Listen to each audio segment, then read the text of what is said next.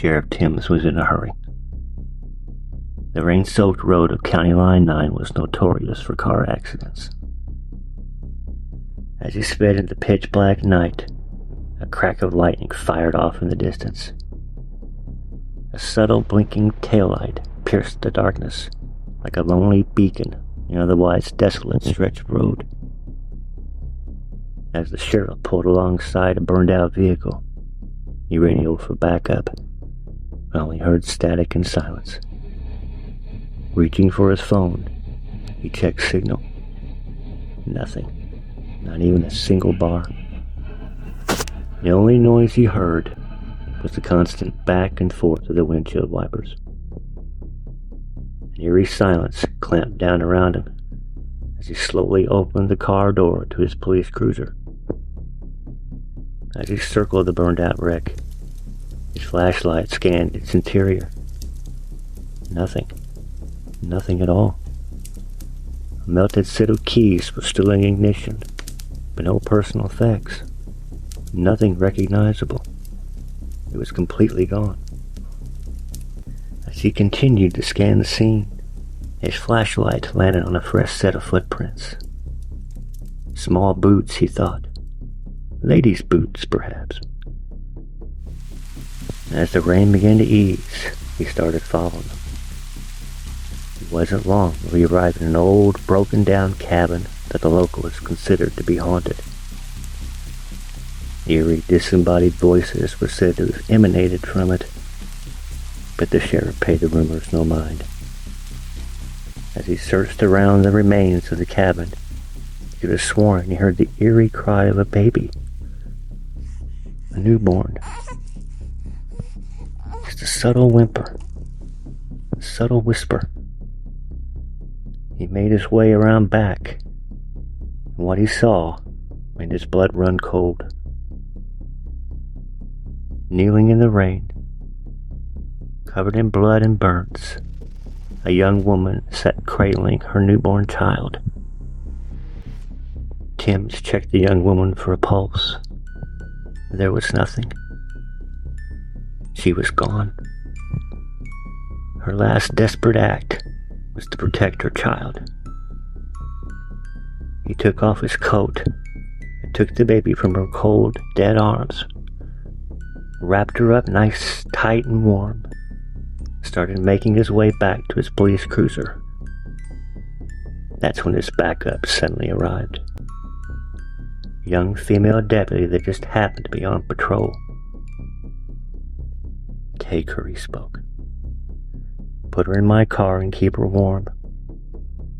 I need to use your radio. Mine shorted out on me. As he turned to the deputy and gave her the baby, he stopped her. You stay in my car, understand? Yes, sir, he spoke. No questions. No questions at all. A little while later, the accident scene was bustling with activity. The county coroner seemed puzzled as he placed the young lady in the back of his van. It can't be, he spoke. It just can't be, he kept mumbling to himself.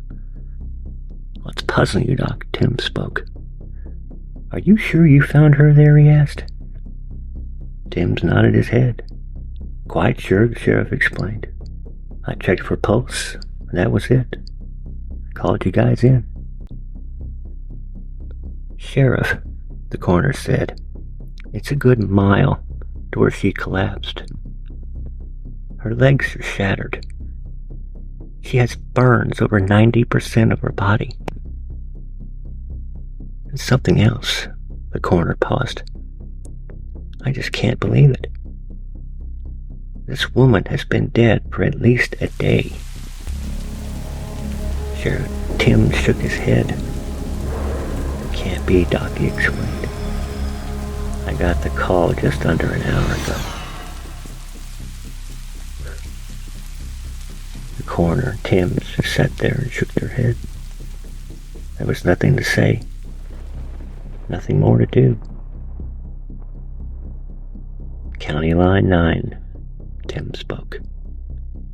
The damn road strikes again.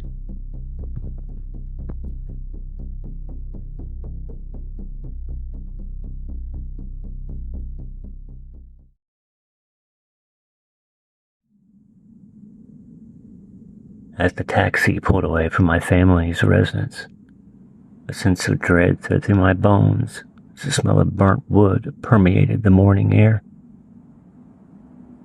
It'd been 3 years since I'd been home. College life was still in my thoughts as my eyes scanned the remains of our family cabin that once graced the wooded hillside that overlooked a tiny small town.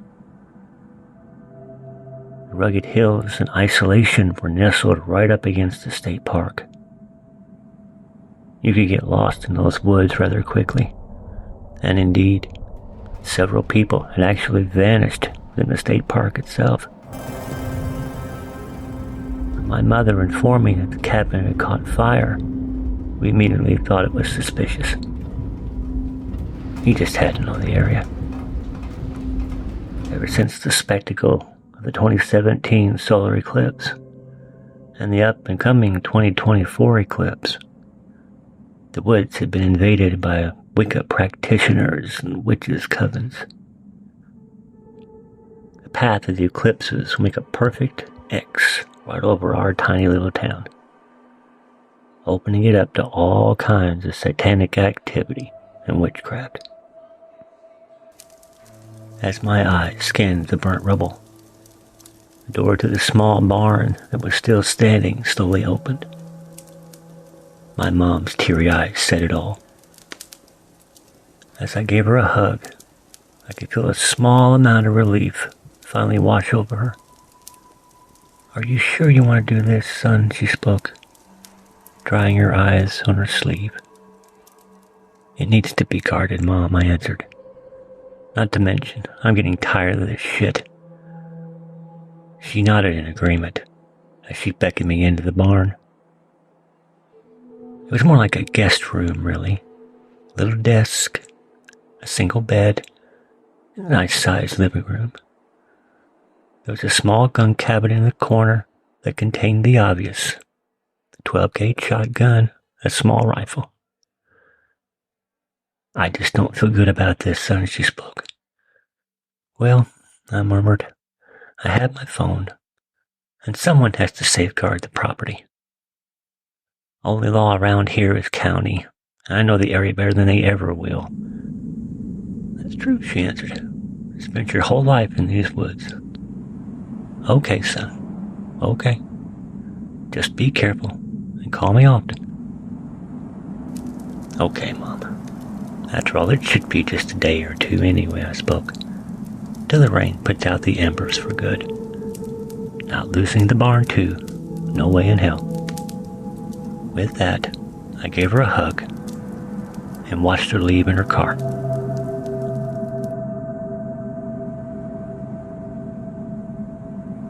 As I watched her drive away, the sound of the forest was so alive with activity.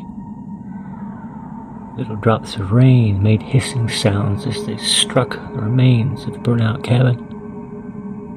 As I looked around the tall trees and high bluffs, a single black raven landed on a high branch.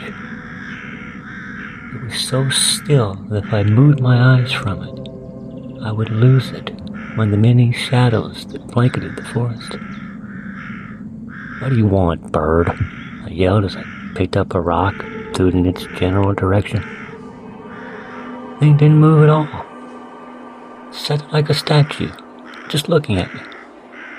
Creepy, I thought, as I turned to enter the barn. The whole damn place is weird. As a little bit of light slowly faded, I opened my suitcase and popped open a bag of chips. I grabbed my cell phone and scrolled through my messages. I was halfway through notifications when a loud crash, followed by the sound of broken glass, echoed through the small living area of the barn. My phone slipped from my hand as a high-pitched squawking sound resonated from the window. There, on the ground, muscles twitching, was one of the biggest ravens I had ever seen. As it flapped its wings, it let out a hideous scream, and then total silence.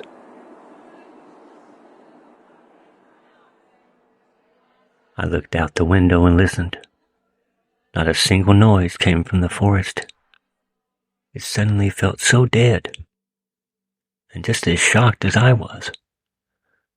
I grabbed my flashlight, and as I stepped outside, I swore I heard a low murmuring chant coming from the other side of the still smoldering cabin.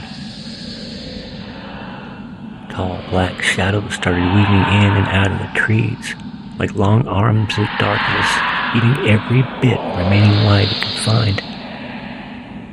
Then the chanting suddenly went silent.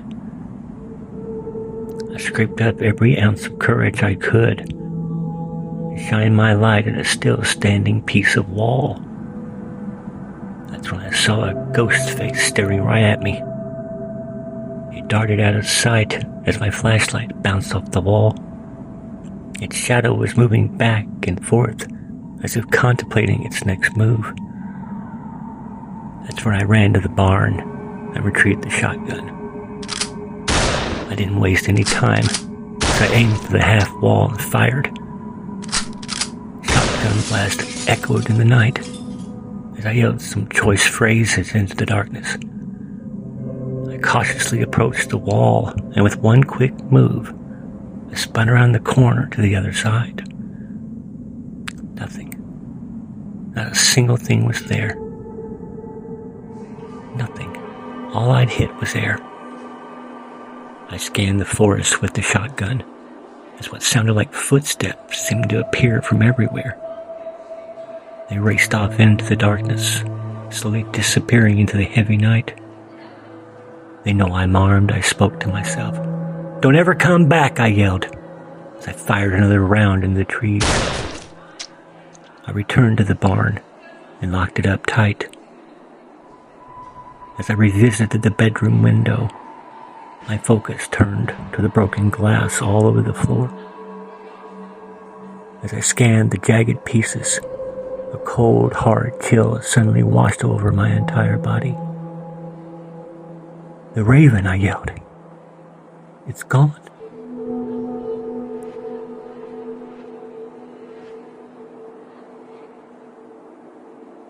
The near-shattering crack shook me awake as intense pain began to emanate from my entire body.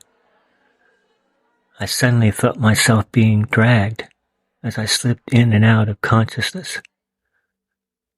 And then I found myself falling. I don't know how far, but I hit the bottom hard and managed to crawl to the corner of what seemed like a deep, rocky hole. "Welcome to the cavern of hell," a voice cackled as tiny bits of laughter circled about me.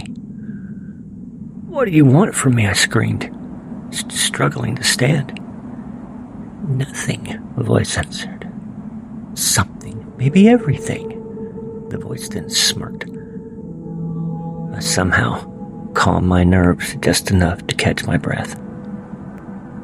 I sat down on a rock ledge and tried to clear the cobwebs from my aching head.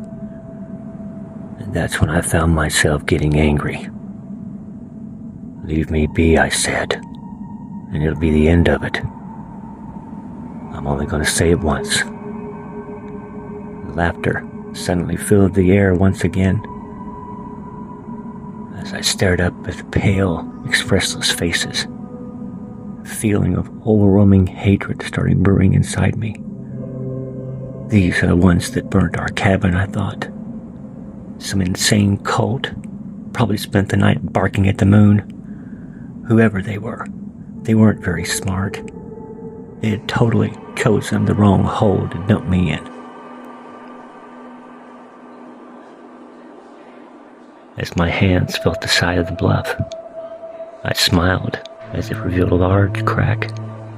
The squeeze, I spoke softly, I had discovered as a child. It was a crack that went all the way through the bluff and exited at the very top. It would be tight, but I had my way out. As I waited for daylight to fade, I smelled the scent of burning wood in the air. That was my cue, I thought, as I wheeled into the crack, started making my way up.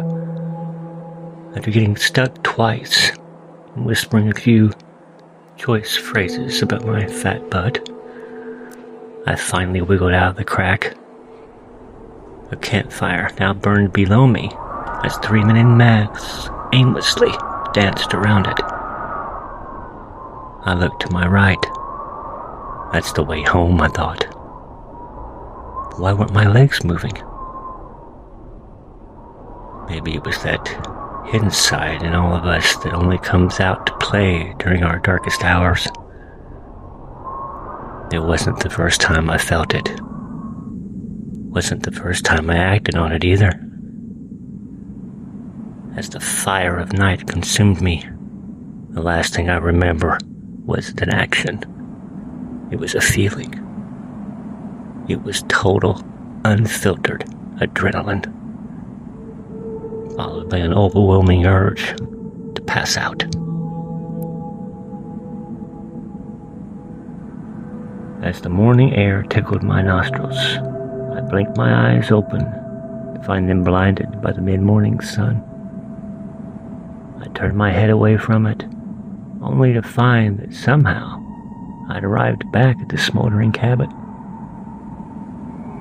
As I sat upright, the smoothness of a wooden handle brushed against my hand. As I slowly stood up, I heard the closing of a car door off in the distance. "There you are," my mom spoke. "Had to put out some flames with the shovel, did you?"